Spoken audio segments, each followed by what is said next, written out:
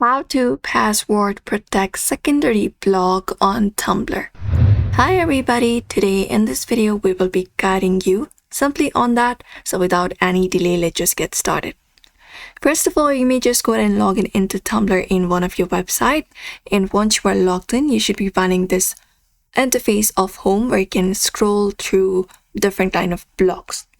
So what you can do in order to lock or protect your secondary blog, look out for the account option from your left hand side from the given options. Drop it down, and when you drop it down there, you will be getting your blogs. So the first blog you are seeing is your primary blog. The one we are going to protect is a secondary. Only in the secondary blog we will be getting that password protection option. So head over to the secondary blog, and here you will be finding this. Now what you can do is from your right hand side, look for blog settings option, navigate over to it and click on it and open it up.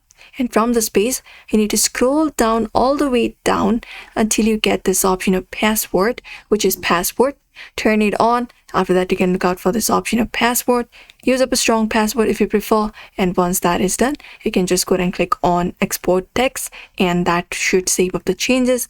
And that is it. That will password protect your Tumblr blog.